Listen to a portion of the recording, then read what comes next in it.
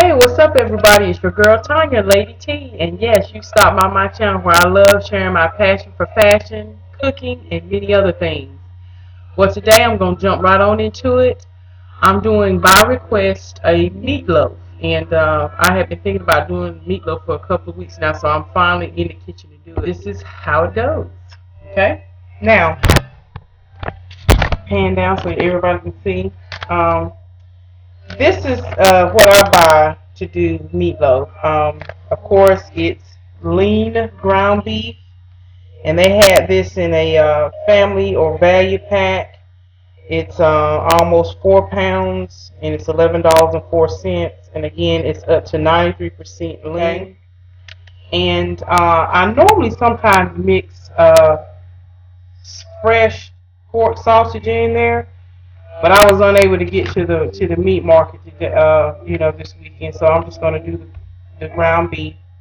We're gonna dice up some onions, green peppers, of course salt, pepper it, and also use a little bit of adobe, an egg, and I've got some bread that's going old. Of course, it's not expired, but I'll crumble up some bread so that it binds together perfectly. So let's just get to it. Okay, you take your ground beef, and I'm not going to use all of this because this is a lot. And I'm going to just go ahead on and loosely break it up when I drop it down here, because I really don't want to disturb it too much when I get all the ingredients in here. I'm just going to go ahead on and just slightly break it up. Because of course, when you put your seasonings and everything in it, you're gonna, of course, mold it back into a form. Okay, not good enough because it'll reduce. It won't reduce down a whole lot because it's already lean. And I'll keep this and freeze this back, and I can use that for spaghetti or something. Don't quite need all of this. Okay. Probably right at 2.5 pounds. Okay, so that's all I'm going to use for that, and then when I come back, I'll show you the seasoning. Okay, like I said, here's your ground beef. Okay, about 2.5 pounds, and of course, if you're feeding much more than 4 people, more than 6 people, I would say, then of course you want to probably do a full 3.5 pounds of ground beef for your meatloaf. Okay, so I've got that resting over here in the bowl, and I'm gonna go ahead on and cut up my onions and green peppers. And it's up to you. If you want to make them very chunky, I'm just gonna do them kind of finely diced, and I'm using about a half a bell pepper, no more than that, just so we can get a little bit of the green pepper taste in each bite. Okay, and I'm just going to finely chop these. And again, it's to your liking. Some people like to bite down on onions and feel the crunch, but for me, my meatloaf, I like them finely chopped.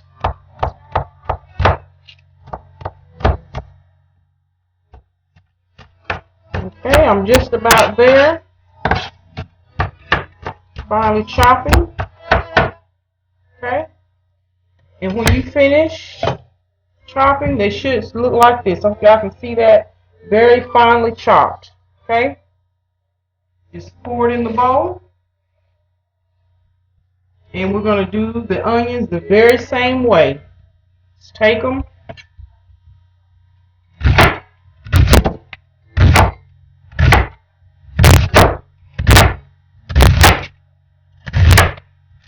And I will probably do half of this onion because it's a pretty big size onion.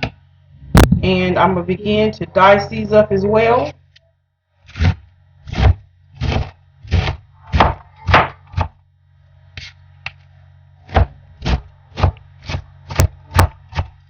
And when I finish dicing these up, I'll show that to you and we'll put them in the bowl.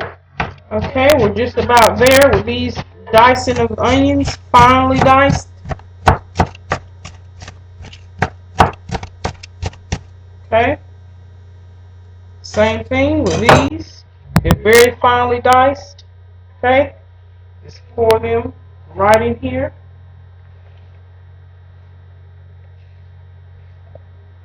Okay? And now we're going to move on to the seasonings. Okay, everyone, now for the seasonings. Okay? McCormick has a meatloaf seasoning, which I love. And so I'm going to pour this in here. I'm going to pour the whole packet in here. And then add just a little bit more spices. Okay? Take that and just pour it in here. I'm not going to quite use this whole pack because I'm going to, of course, like I said, put my own seasoning. So I'm going to use like 3/4 of that pack so I have some left whenever I use or make meatloaf again. Okay? I'm going to add a little bit of garlic powder, some black pepper, and of course the almighty L'Imperial Worcestershire. And I'm going to be liberal with this because I just love this. It just got a great flavor. Probably about a good half a cup of that. It's just fabulous. Okay? And then you're going to use 1 egg. Help bind it together. And I'm going to use some good old bread.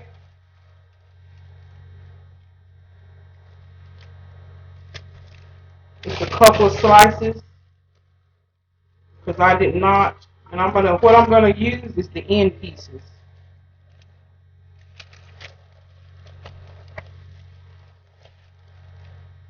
Okay. You just break that up in here.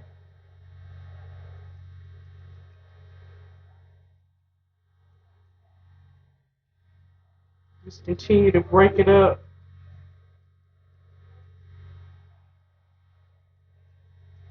I think I'm gonna use one more slice. Okay. Now after you got all that in there, of course my hands are clean and they're very useful tools. Some people like to use gloves. I'm just gonna dump and get on in there. Now the key to mixing up your meatloaf, because you really don't want to disturb or break down the ground turkey, the ground beef. See, I'm so used to using ground turkey and everything. But, so you don't disturb it too much, you're going to almost fold it, and you're going to do it like this. You're not going to squeeze it. You're just going to fold it. Fold everything into the meat. Get that egg mixed in there with it. And like I said, instead of more of a fold,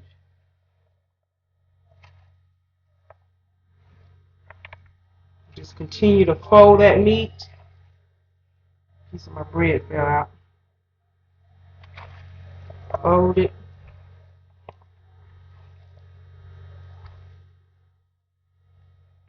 Fold and let it drop. Fold and let it drop.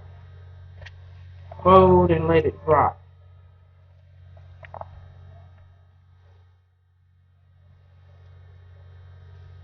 Okay, and then I'm going to show you the next step, and that is we're going to mold it. Okay, I've got everything mixed into the bowl, nice and pretty, okay? Now what I like to do, here's a trick that I like to do to make sure that my meat is seasoned well. Ain't nothing worse than cooking a meatloaf and it's not seasoned well. So I just take a little piece about that big. I'm going to take the onions and stuff out of it. And I'm going to just take a little piece about this big. Y'all can see that. Okay? And I'm going to put it in the microwave and cook it. And then taste it. Once it's done. It probably take, for this little small piece, probably 45 seconds. Just so I can taste the seasoning. And this is something my mother taught me. Whenever you're doing meats that are, as a casserole dish, and you use it raw material, just stick it and pop it in the microwave and let it get cooked real quick for this small piece, and then taste it. And that way your meat is seasoned well. So let's do that, and I'll show you how to just mold it in the pan. Okay, also another quick trick that I wanted to tell you about. I'm going to fill this pan up with water, okay, and stick it in the oven under the meatloaf pan, and that way this helps your meatloaf stay moist.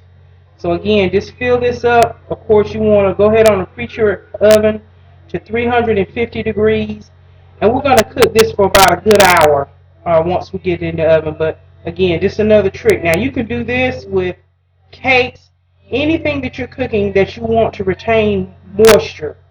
Is get you a pan and just fill it up with water and put it in the oven while whatever you're cooking is cooking. Okay, y'all, let's begin the molding process. In a pan, a cooking pan, you can put it in a loaf or you can put it in a casserole dish like this. And I'm going to put it in a casserole dish like this. That way it can sit in the middle and the grease can drain off to the side. And I'm just going to pour just a little bit of beef stock in the bottom of the pan. Okay? And I'm just going to take, go ahead on and almost halfway have it.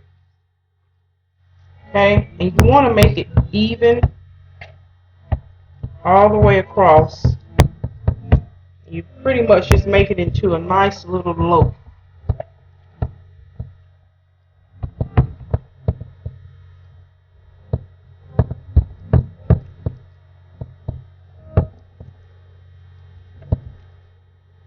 I might have to get me one of those thermometer type things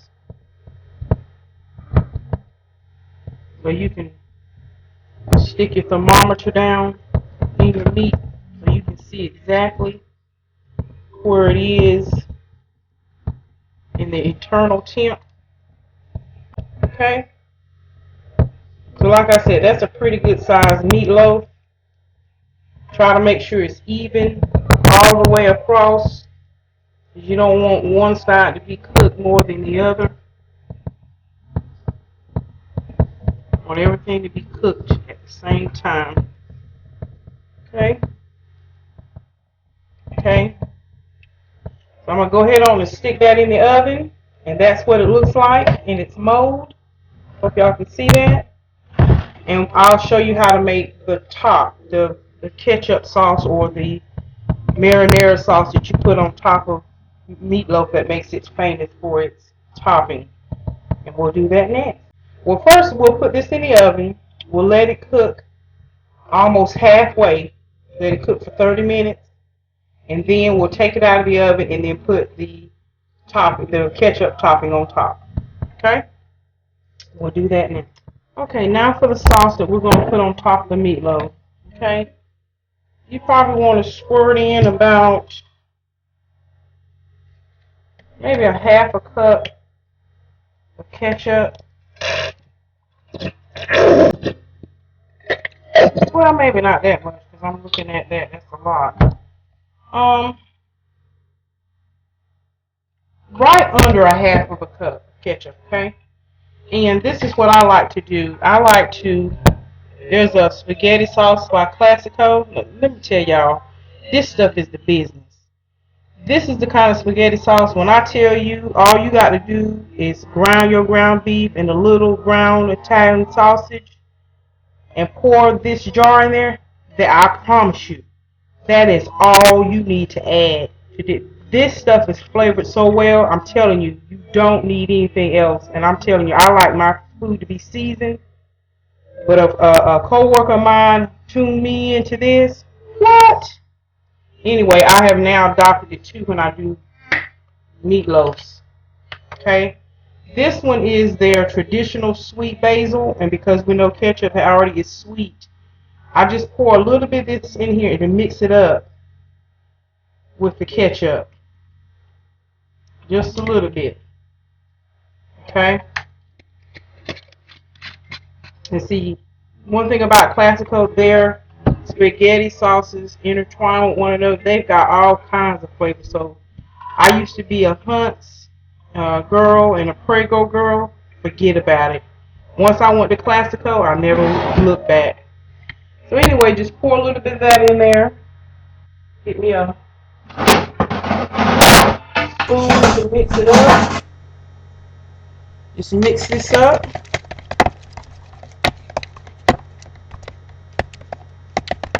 And I'm going to just taste it. And I'm going to add a tad of Worcestershire sauce to it. Again, Lee and Perron's the best. Just pour a little bit of that in there. Stir it up. And you are done. Absolutely done.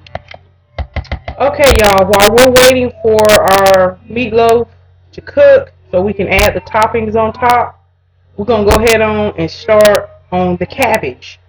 And how I'm going to do my cabbage today is just, I've got a skillet over here, okay? And I'm going to go ahead on and start frying up some bacon because I'm going to use bacon to season my, my cabbage.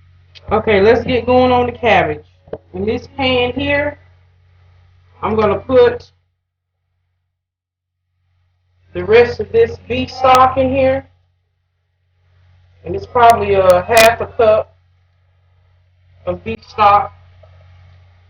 Okay, we're going to be letting that warm up. Okay.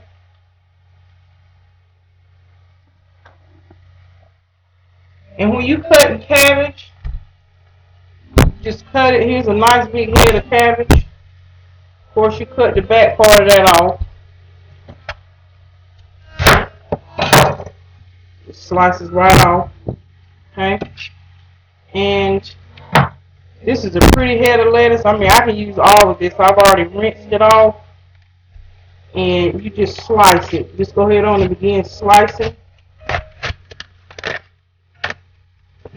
You don't have to be perfect, because this is going to reduce down in your pan.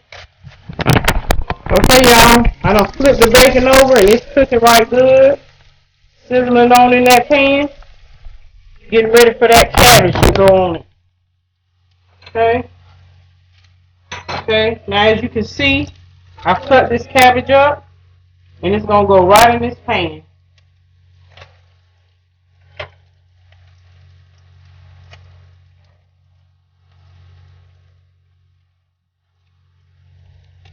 And one thing about cabbage, when you get it, you say, oh my goodness, that's a lot of cabbage. Well, honey, let me tell you, once this cabbage cooks down, you be like, oh man, is it going to be enough for the family?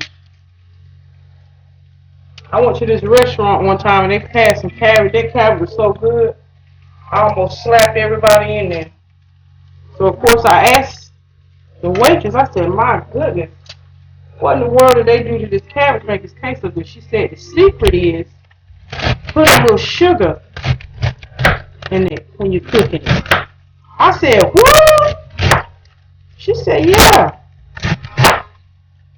A little sugar in cabbage. So you know, when I cook my cabbage now, I put about 1/4 of a cup of sugar. Not a whole lot, just about 1/4 of a cup. And that's what she said. Don't put a whole lot because you'll ruin it. Okay, so that's it. That part is the hard part on it, so we're not going to go ahead on that. Put the rest of this in here.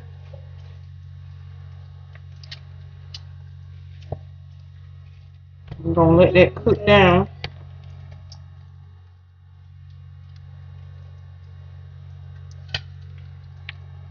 While it's cooking down, you're going to watch this bacon. Just let it slow cook. You want to release some of that fat so you can get that seasoning down in your cabbage. Okay? Now, when you season your cabbage, so you can see this pot, okay? I'm just going to sprinkle some garlic powder, and it'll get down in there once it starts cooking. A little black pepper. And as it reduces, we'll season it. But right now, we want it to cook down. We're going to get that bacon down in there, which is going to help with flavoring. Okay. And then we're gonna pour just a little bit of water over that in there, maybe half a cup of water. Cover it up, let it cook, and then we're gonna pour the bacon off in there. Okay. Okay, y'all. I've switched the pots so that I can go ahead on and let this cabbage start cooking. Here's your bacon, and what we're gonna do is we're gonna go ahead on and take this bacon and let all that, see all that grease, let all that get in there. You want all that in there. Okay. Put this over here in the sink. And what I'm going to do is just shimmy it down to the bottom of the pan. And it's going to begin to cook. And let that cook for about a good 45 minutes. And we'll see what it looks like when it gets done. Okay, y'all, here's the cabbage cooking away. See how it's already reduced down considerably? And like I said, just let them cook for another 30 minutes on medium high with it covered, and they'll be good to go. I went ahead on and added a little sugar in it and a little bit more black pepper. And it tastes real good. The sauce down there, or what we like to call in the South, that pot liquor. And that cabbage is ready to go.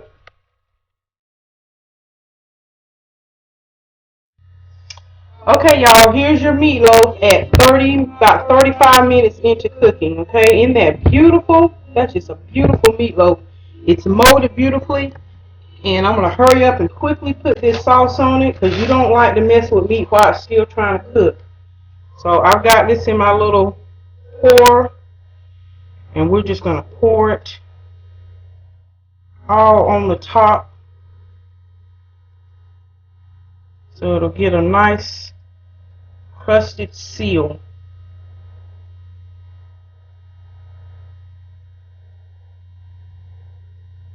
Okay. Get my handy dandy spatula. This right here is a must have. That way you get to utilize all your ingredients without wasting. And I'm just going to simply pour it and spread it so it's covering all sides. Okay, and it's going to go back into the oven for another 30 minutes and it's going to be done. And next thing we got to do is just mashed potatoes, and I'm going to do some Grand's biscuits. And y'all, you talk about dinner will be served. Okay, y'all, again, what's next is just a good old-fashioned Ohio brand home-style potatoes. And I'm just going to put this in the pot, stir it up, just follow directions. It's easy as 1, 2, 3. All the ingredients are already in here. All you got to do is add water. Do what? I'm telling y'all, we don't have to slave as hard as we used to in the kitchen. Thanks so much for stopping by my channel and checking on Tanya to see what she's got cooking in the kitchen. And again, for my subscriber who requested my meatloaf, bon appetit. Love you all. God bless.